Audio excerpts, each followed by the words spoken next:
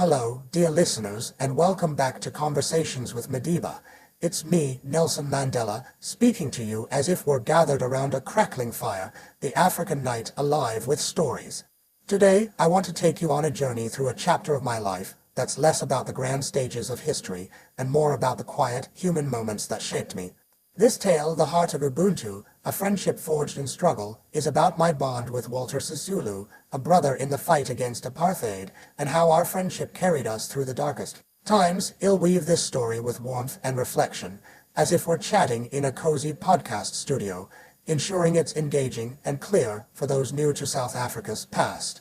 For those who don't know my story, I was born in 1918 in Mbizo, a village in South Africa's Eastern Cape. Apartheid, the brutal system of racial segregation enforced from 1948, denied black South Africans like me and other non-whites basic rights: voting, land ownership, even the freedom to live where we chose. I joined the African National Congress Inc. to fight this injustice, but by 1964, I was sentenced to life in prison for sabotage after our peaceful protests were crushed, like during the 1960 Sharpeville massacre, where 69 unarmed protesters were killed. This story, though, is about friendship, how it sustained me, Walter, and our cause, and how it reflects Ubuntu, our African philosophy of I am because we are. Let's start in the 1940s, when I was a young lawyer in Johannesburg, full of fire and ambition. That's when I met Walter Sisulu, a soft-spoken man with eyes that held both kindness and steel.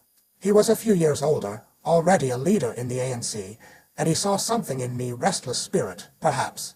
We met at a dusty community hall during an ANC meeting, debating how to resist pass laws which forced black South Africans to carry identity documents. Walter's calm wisdom balanced my impatience. I remember one night, over tea at his home in Orlando Township, he said, "Nelson, freedom isn't won by anger alone, it needs strategy." That stuck with me. He introduced me to key figures like Oliver Tambo, and together we formed the ANC Youth League, pushing for bolder action. Our friendship deepened in the 1950s during the Defiance campaign, where we broke apartheid laws like sitting in whites, only train carriage, still demand equality. One day, Walter and I were arrested together in Johannesburg, crammed into a police van. As we rattled along, he started humming in Kosi Cyclo I, Africa. I joined in, and soon the whole van was singing, our voices drowning out the clanging metal. The police shouted at us to stop, but Walter just smiled and whispered, "They can chain our bodies, but not our spirits." That moment taught me that friendship is just laughter, it's sharing courage when fear looms large.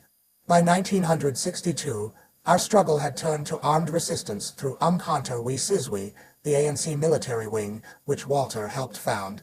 We targeted government infrastructure, not people, but the regime branded us terrorists. In 1963, Walter was arrested at Lillisleaf Farm, our secret hideout, and I followed soon after. At the Rivonia trial in 1964, we stood side by side in the dock, facing possible death sentences. I gave a for speech, declaring I was prepared to die for a free South Africa, but it was Walter's steady gaze that kept me grounded. When we got life imprisonment instead, we were sent to Robben Island, a bleak prison off Cape Town's coast. Robben Island tested our friendship in ways I can't fully describe. We were in Section B, political prisoners, forced to smash rocks in a lime quarry under a scorching sun. Our cells were tiny, 7 by 8 feet, barely room to lie down. Food was meager, letters from family rare, but Walter and I found ways to keep each other strong. During work breaks, we'd sit in the shade, whispering about the struggle outside. He'd tell stories of his Xhosa ancestors, or I'd share tales of my childhood herding cattle. One day, a new prisoner arrived, terrified and young. Walter took him under his wing, teaching him to read using smuggled newspapers. I watched, learning that leadership is just about speeches, it's about lifting others up. We organized secret debates in our cells, discussing everything from Marxism to forgiveness, and Walter's insights always cut through the noise. There was a moment I'll never forget. In 1976, after the Soweto uprising, where students protesting Afrikaans education were gunned down, the prison was tense. Guards tightened their grip, and we were banned from talking. One night, in the silence, Walter scratched a message on a piece of tin: "The youth are our future." "Stay strong, Madiba." He slipped it to me during a work shift. That small act, that shared hope, reminded me we weren't alone. Walter's wife, Albertina, was out there, too, rallying support despite her own arrests. Our families were part of this friendship, woven into the struggle.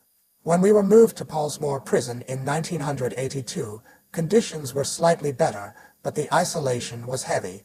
Walter and I shared a cell block with a few others, and Wed played chess with pieces carved from bread. He always beat me, laughing that my strategies were too reckless, but it was during those games that we planned for the future, dreaming of a free South Africa. By 1985, the government offered me conditional release if I renounced violence. I refused, consulting Walter first. He said, "If you walk out alone, the struggle weakens. We're in this together." His clarity gave me strength. Walter was released in 1989, a year before me, and when I walked free on February 11, 1990, he was there, waiting. The world had changed. Global pressure and internal uprisings had cracked apartheid. As we negotiated its end through CODESA, Walter's wisdom guided us. In 1994, when I became president, I asked him to serve in my government, but he chose a quieter role, always the humble strategist. Our friendship endured until his passing in 2003, and even now, I feel his presence. This story, dear listeners, is about Ubuntu, how we find ourselves in others. Walter and I weren't just comrades, we were brothers, carrying each other through prison, trials, and triumph. If you're facing your own struggles, find your Walter Simeon who shares your burdens and dreams. Together, you're unstoppable. As we say, Amandla power to the people.